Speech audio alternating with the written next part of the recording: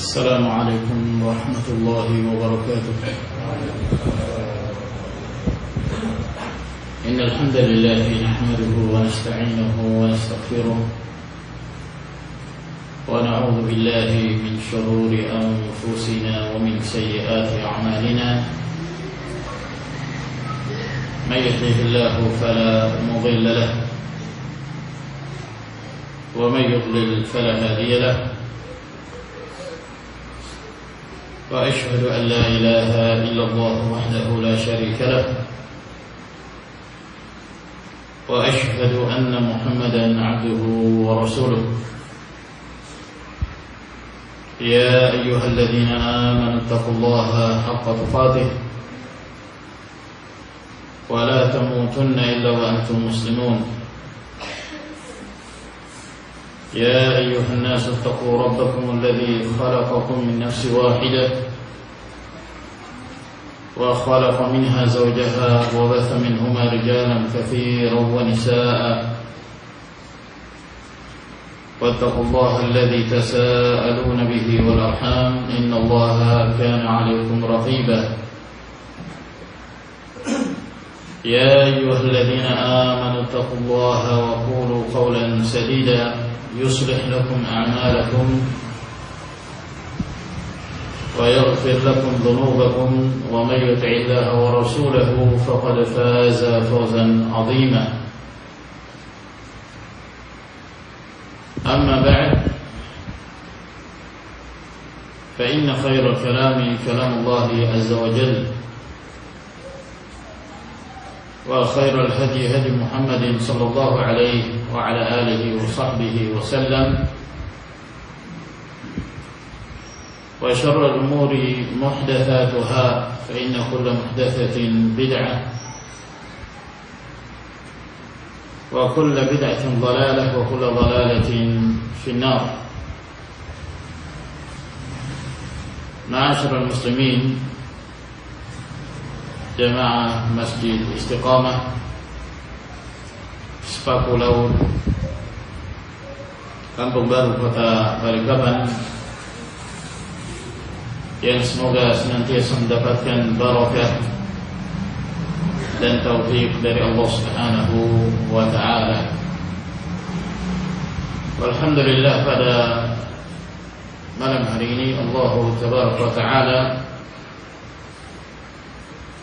memberi kemudahan kepada kita sekalian pada malam yang ke-27 dari bulan Rabi' al-Awwal tahun 1445 Hijriah ini, kembali kita melanjutkan kajian kita dari pembahasan Al-Arba'in fil Ahkam, kumpulan 40 hadis yang menjelaskan tentang hukum-hukum fikih karya Al-Hafidh Al-Mundhiri rahimahullahu ta'ala. Pada pertemuan sebelumnya kita telah menjelaskan hadis yang ke-34 yang menyebutkan tentang hukum seputar pernikahan dan menjelaskan tentang kapan seorang wanita dianggap setuju untuk dinikahkan oleh walinya dengan seorang lelaki, di mana Rasulullah SAW membedakan antara seorang wanita yang masih berstatus sebagai perawan atau bikr, maka diamnya adalah tanda setujunya. Namun berbeda halnya dengan seorang wanita yang berstatus sebagai thayyib atau ayyim, yang berstatus sebagai janda, yang dia sudah pernah menikah sebelumnya, maka tanda persetujuannya adalah ucapan yang jelas dari lisannya yang menunjukkan bahwa dia setuju. Maka pada malam hari ini kita memasuki hadis yang ke-35. Berkata Al-Hafidh Al-Mundhiri rahimahullah ta'ala an Aisyah radhiyallahu anha qalat, dari Aisyah As-Siddiqah bintu Siddiq bintu Abi Bakar radhiyallahu anhuma, Ummul Mukminin, istri Nabi sallallahu alaihi wasallam di dunia dan di akhirat. Dan beliau adalah salah seorang wanita yang faqihah dari didikan Rasulullah sallallahu alaihi wasallam, dan beliau termasuk sahabat yang paling banyak meriwayatkan hadis, bahkan wanita yang paling banyak meriwayatkan hadis-hadis Rasulullah sallallahu alaihi wa ala alihi wasallam. Qalat, beliau berkata, qala li Rasulullah sallallahu alaihi wa ala alihi wasallam, bahwa Rasulullah sallallahu alaihi wasallam mengatakan kepadaku, yahrumu minar radha'ati ma yahrumu minal wiladati. Akhrajahu Al-Bukhari wa Muslim. Hadis ini diriwayatkan oleh Imam Al-Bukhari dan Al-Imam Muslim, bahwa Rasulullah sallallahu alaihi wasallam mengatakan kepada Aisyah radhiyallahu taala anha, yahrumu minar radha'ati, menjadi mahram. Minar radha'ati disebabkan karena ar-radha'ah. Ar-radha'ah disebut juga ar-ridha'ah dengan ra yang dikasrah, namun yang masyhur dengan ra yang di fathah, ar-radha'ah. Menjadi mahram disebabkan karena ar-radha'ah, seperti menjadi mahramnya ma yahrumu minal wiladah, disebabkan karena adanya wiladah, karena melahirkan anak. Apa maksud dari hadis Nabi sallallahu alaihi wasallam ini? Di dalam hadis ini Rasulullah sallallahu alaihi wasallam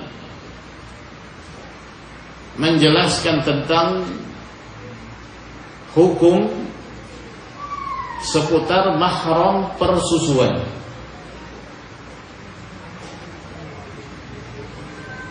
Yang kita ketahui di dalam syariat Allah Subhanahu wa taala, bahwa yang menyebabkan adanya hubungan mahram disebabkan karena satu dari tiga keadaan. Keadaan yang pertama, mahram karena adanya hubungan nasab, ada hubungan darah, seperti ayah, seperti saudara laki-laki, yakni seorang wanita dengan saudara laki-lakinya, seperti putranya, pamannya, kakeknya. Ini adalah mahram disebabkan karena adanya hubungan darah, adanya hubungan nasab. Yang kedua, adanya hubungan mahram karena al-musaharah, karena hubungan pernikahan, seperti suami bagi seorang wanita asalnya suami ini adalah lelaki asing, tidak ada kaitannya sama sekali, tidak ada hubungannya. Lalu kemudian terjadi pernikahan yang ditetapkan secara syar'i, yang menyebabkan dihalalkan bagi keduanya untuk berkumpul. Maka hubungan mahram disebabkan karena adanya tali pernikahan, disebut al-musaharah, termasuk dalam hal ini mertua juga merupakan mahram. Apabila seorang lelaki menikahi seorang wanita, maka orang tua dari wanita tersebut adalah mahram bagi si lelaki ini yang menikahi wanita tersebut. Orang tua dari wanita itu adalah mahram baginya dengan sekedar akad, sekedar terjadinya akad resmi sebagai suami istri, maka mertua termasuk mahram yang tidak boleh dinikahi selama-lamanya. Walaupun usia pernikahan itu singkat, walaupun gak sempat terjadi hubungan. Misalnya terjadi pernikahan, ijab qabul, belum semalam sudah cerai, berpisah. Maka walaupun terjadi perpisahan, maka mertua atau disebut mantan mertua itu sudah menjadi mahram bagi dia, walaupun sudah terjadi perceraian dengan anaknya. Paham ya?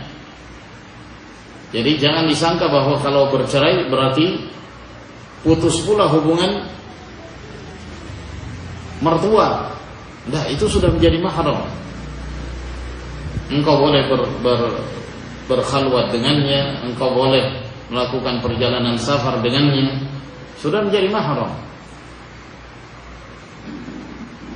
Yang ketiga, mahram karena persusuan ini.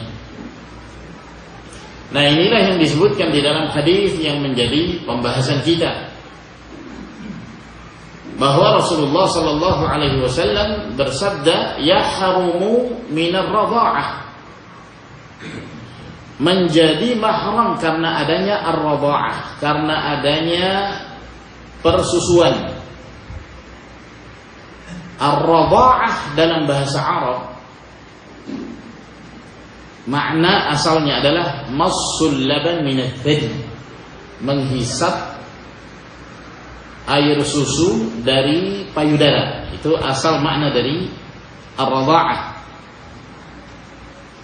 Kata para ulama, definisi ar-radha'ah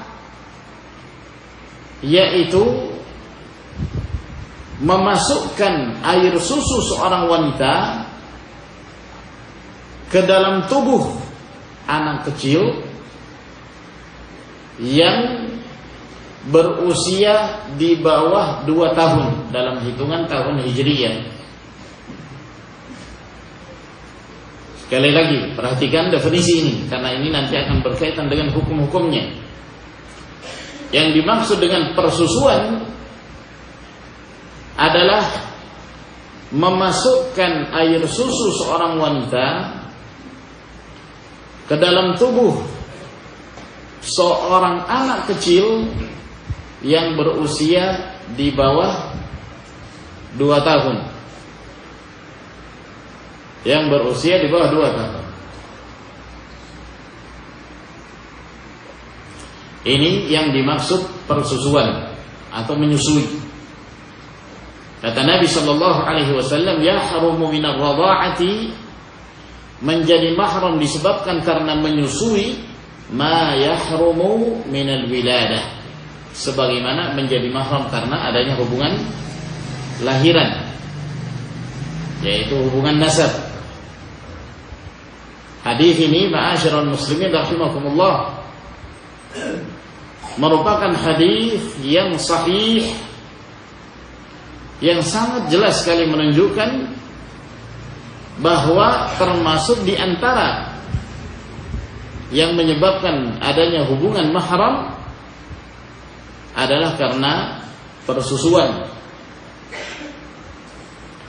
Diterangkan oleh Al-Allamah Al-Khasqalani rahimahullah dalam syarah Al-Bukhari,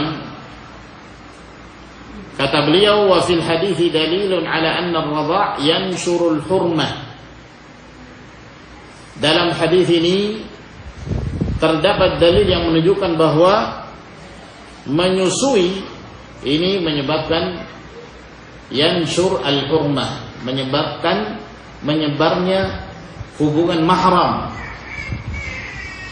bainar radhi'i wa auladil murdi'ah, antara anak yang disusui dengan anak-anaknya wanita yang menyusuinya. Paham ya? Perhatikan ini, karena tidak jarang dari kaum muslimin jahil tentang hukum ini. Kalau misalnya ada seorang wanita, taruhlah kita menyebutnya dia bernama Fatimah. Fatimah memiliki anak yang dia lahirkan. Satunya bernama Muhammad, yang satunya bernama Ahmad, ya, satunya lagi bernama Aisyah misalnya. Lalu kemudian ada anak orang lain, dia seorang wanita, taruhlah dia bernama Hindun, anak kecil, disusui oleh siapa tadi? Fatimah. Fatimah menyusui Hindun dengan air susu yang nanti akan kita terangkan. Ada syarat-syaratnya kapan seorang anak itu resmi menjadi anak susuan, ada kadarnya. Walhasil Fatimah menyusui Hindun dengan air susu yang mencukupi untuk ditetapkan dia sebagai anak susuan. Maka dengan demikian Hindun telah berstatus sebagai anak dari Fatimah, anak susuan. Paham ya? Berarti anak-anak dari Fatimah siapa tadi? Muhammad, Ahmad, dan Aisyah. Ketiganya adalah saudara susuan dari Hindun. Paham ya? Saudara susuan. Hindun tidak boleh menikah dengan si Muhammad. Hindun tidak boleh menikah dengan si Ahmad. Kenapa? Karena mahram, saudara susuan. Boleh berkhalwat, boleh safar dengannya karena berstatus sebagai mahram. Nah, ini yang dimaksud oleh beliau bainar radhi' wa auladil murdi'ah.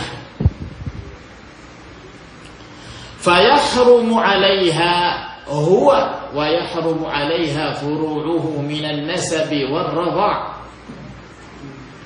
Maka menjadi haram bagi anak yang disusui ini untuk menikahi wanita yang menyusuinya. Ya.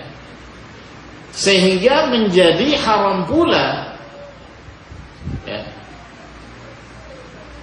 Perhatikan, sehingga menjadi haram pula furu'uhu. Saya ulangi, fayahrumu 'alaiha huwa, maka wanita yang menyusui ini haram menikah dengan anak yang disusuinya. Dan menjadi haram pula seluruh anak-anak dari anak susuannya. Seluruh dari anak-anaknya dari anak susuan tersebut. Contoh tadi siapa namanya? Yang disusui? Hindun. Nah sekarang Hindun punya anak. Saya ulangi. Saya ingin berupaya menyesuaikan dengan apa yang disebutkan oleh beliau. Saya ganti Hindun dengan nama laki-laki. Kasih nama Zaid. Nah sekarang laki-laki yang disusui, ya, laki-laki yang disusui. Zaid disusui oleh Fatimah, paham ya? Berarti sudah bersatu sebagai anak susuannya. Nah, ketika Zaid telah menjadi anak susuan dari si Fatimah, maka Fatimah tidak boleh menikahi Zaid karena anak susuannya, mahramnya, dan menjadi mahram pula seluruh keturunan dari Zaid. Paham? Zaid punya anak laki, anak perempuan, itu sudah menjadi mahram semua bagi ibu susuan si Fatimah. Termasuk kata beliau, kalau Zaid punya anak susuan juga. Zaid selain punya anak kandung, Zaid juga punya anak susuan. Anak susuan itu juga menjadi mahram bagi ibu susunya Zaid. Paham sampai di sini? Paham ya? Nah, wala yasri tahrim min ar-radhi' ila abaihi wa ummahatihi wa ikhwatihi wa akhawatihi. Namun hubungan mahram itu tidak berkelanjutan kepada orang tuanya yang disusui. Ayahnya, kakeknya, ibunya, neneknya, termasuk saudara-saudara dari Zaid tadi. Saudara laki-lakinya, saudara perempuannya. Jadi yang ada hubungan mahram hanya Zaid dan ke bawahnya, turunannya. Adapun ayahnya si Zaid, ayah kandungnya, nah itu tidak ada kaitannya dengan si Fatimah dan keturunannya ini. Ya, bukan berarti anak Fatimah, Muhammad, Ahmad sudah menjadi anaknya bapaknya Zaid. Pahamin ya? Ya. Bukan begitu. Jadi yang menjadi hubungan mahram hanya si Zaid secara khusus, karena hanya dia yang disusui. Dia dan ke bawah, karena ada hubungan susuannya itu, keturunannya. Adapun orang tua nggak ada kaitannya. Saudara-saudara Zaid, saudara yang laki, saudara yang perempuan, nggak ada kaitannya. Paham ya? Fali abihi ayankihal murdi'ah. Maka boleh bagi bapaknya Zaid, taruhlah bapaknya namanya siapa lagi? Budi. Afwan kalau ada yang namanya Budi.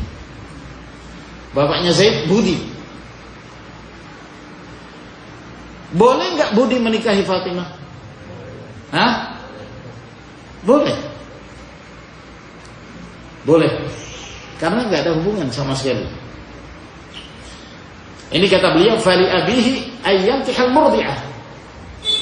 Maka boleh bagi si ayah Zaid untuk menikahi wanita yang menyusui anaknya itu.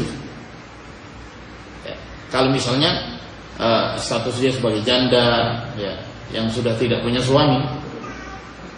Idza man'a min nikahi ummil ibn. tidak ada larangan untuk menikahi ibunya si anak dia karena susuan. Wa ayyankiha ibnataha, sebagaimana boleh bagi si Budi untuk menikahi Aisyah. Siapa Aisyah tadi? Anaknya Fatimah. Paham ya? Boleh. Ya. Yang menjadi mahram anaknya dia, adapun bapaknya enggak. Maka diperbolehkan. Wa kama sara ar-radhi'u ibn al-murdi'ah tasiru hiya ummuhu. Maka sebagaimana anak yang disusui yaitu si Zaid telah menjadi anak dari yang menyusuinya yaitu Fatimah dalam contoh tadi, tasiru hiya ummuhu, berarti itu sudah menjadi ibunya dia. Fatimah adalah ibu si Zaid, ibu susuan. Fatahrumu alaihi hiya wa usuluha minan nasabi war radha'i, sehingga menjadi mahram ya terhadap Zaid ibunya wa usuluha minan nasab. Jadi ada istilah usul, ada istilah furu. Usul itu ke atas, orang tua ke atas, furu ke bawah, hawashi ke samping, saudara-saudara, paman. Kata beliau, maka menjadi mahram bagi si Zaid, ibu susuannya, dan seluruh orang tua dari ibu susuan itu, yakni orang tuanya Fatimah. Orang tuanya Fatimah, baik orang tuanya secara nasab atau orang tua susunya. Orang tuanya secara nasab atau orang tua susunya. Karena itu berstatus sebagai apanya? Si Zaid. Orang tuanya Fatimah, apanya Zaid? Kakek nenek, kakek susuan, nenek susuan, paham ya? Kakek susuan, nenek susuan. Ikhwatuha wa akhawatuha minan nasabi war radha'. Demikian pula saudara-saudara laki-laki atau saudara perempuan si Fatimah. Ya. Ini juga menjadi mahram bagi si Zaid, baik saudara secara nasab atau saudara susuannya, karena status saudara-saudara Fatimah apanya Zaid?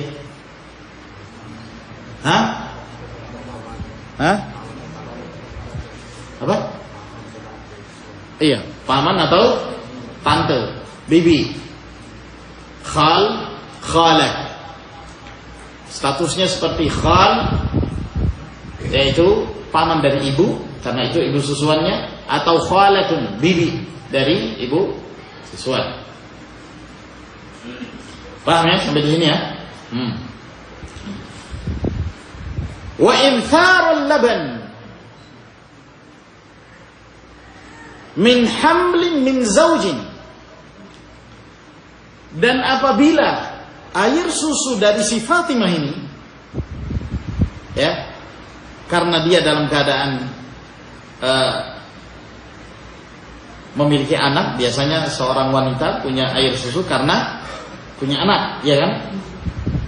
Anak ini dari suaminya si Fatimah, ya. Si suami Fatimah ini, perhatikan, suami Fatimah ini yang menjadi sebab munculnya air susu si Fatimah, bukan lelaki yang lain, ya, bukan lelaki yang lain. Beda kalau terkadang ada seorang wanita hamil, suaminya meninggal, ketika dia melahirkan, dia nikah lagi, tapi laki-laki yang dia nikah ini kan berarti bukan menjadi sebab dia memiliki air susu, paham ya? Nah, yang menjadi pembahasan kita adalah air susu Fatimah berasal dari lelaki itu. Lelaki itulah yang menyebabkan si Fatimah ini melahirkan dan memiliki air susu. Nah, sara radhi' ibnan lizawji. Maka apabila suami dari Fatimah yang menjadi sebab munculnya air susu si Fatimah, maka anak yang disusui yaitu Zaid, ya, itu menjadi anak susuannya suami Fatimah. Berarti suami Fatimah sebagai apa? Bapak susuannya. Sebagai bapak susuannya. Fayahrumu alaihi ar-radhi'. Sehingga menjadi mahram atasnya si anak susuan ini. Ya. Wala yathbutu at-tahrim min ar-radhi' binisbati ila sahibil laban ila usulihi wa hawashihi. Namun tidak ditetapkan sebagai mahram, ya, dari anak yang disusui tersebut, ya, kepada sahibil laban, yaitu kepada suami dari Fatimah, ya, dari suami Fatimah, itu tidak berlanjut, ya, tidak berlanjut kepada orang tua dari suami Fatimah. Ya, demikian pula kepada hawashihi, saudara-saudaranya suaminya Fatimah, tidak berlanjut ke sana.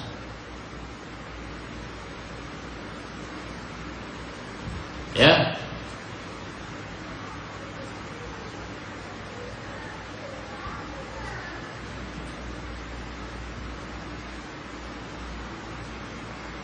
Nah, ini yang disebutkan oleh Al-Qastalani rahimahullah ta'ala dalam syarah Al-Bukhari. Kemudian, ma'asyara ikhwan rahimakumullah, berapa usia yang menyebabkan seorang anak bisa ditetapkan sebagai anak susuan? Yang tadi kita sudah menyebutkan dalam definisi bahwa anak yang disusui itu di bawah 2 tahun, meskipun ini memang terjadi khilaf di kalangan para ulama. Nanti akan kita bahas insyaallah.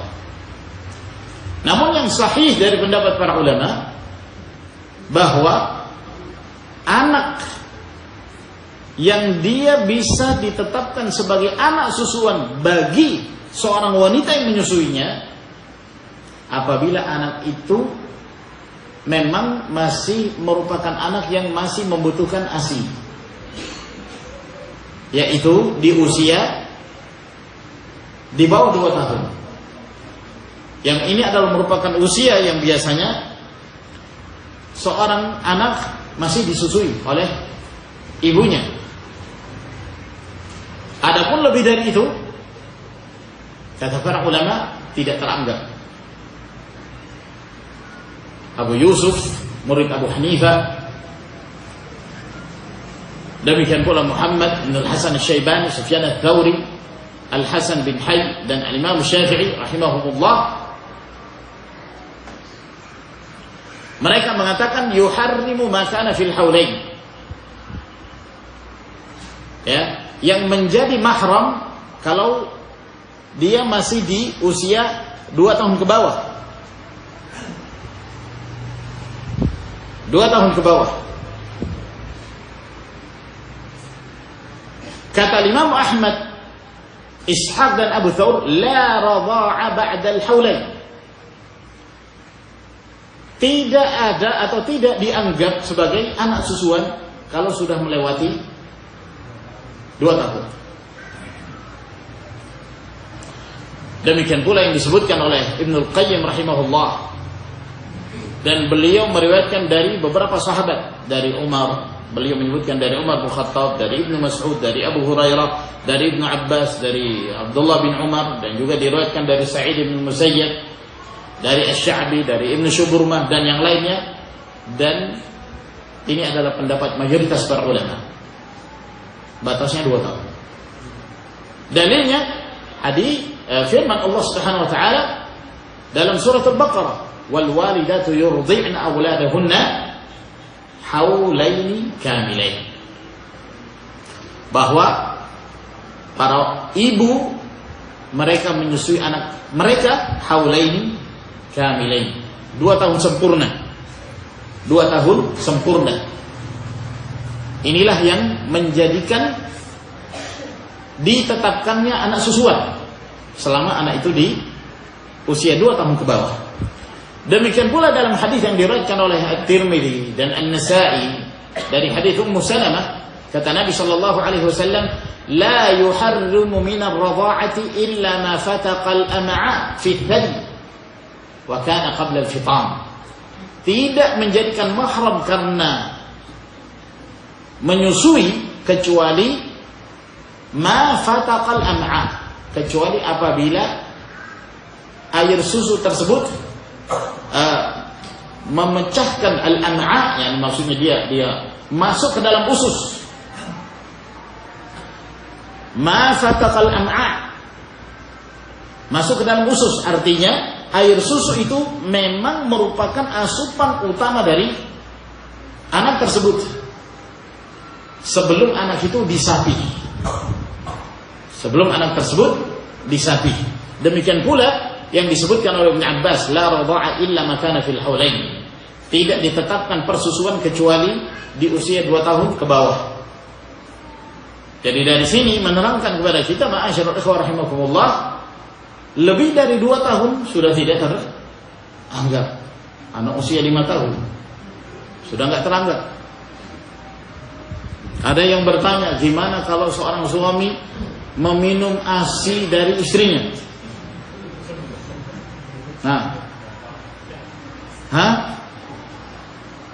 Kalau ditetapkan tanpa batas, berarti suaminya jadi anaknya.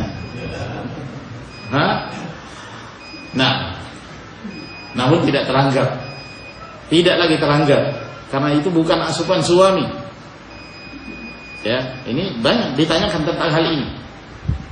Karena dilakukan oleh sebagian suami. Iya kan? Ya, antum ketawa berarti menunjukkan sesuatu. Jadi ini ma'asyiral ikhwah rahimakumullah, usia 2 tahun ke bawah itulah yang dianggap bahwa dia bisa ditetapkan sebagai anak susuannya. Kelanjutannya insyaallah kita lanjutkan pada pertemuan yang berikutnya. Semoga bermanfaat kepada kita sekalian. Wa akhiru da'wana alhamdulillahirabbil alamin, wa sallallahu ala nabiyyina Muhammad wa ala alihi wa sahbihi wa sallama tasliman katsira. Wassalamu alaikum warahmatullahi wabarakatuh.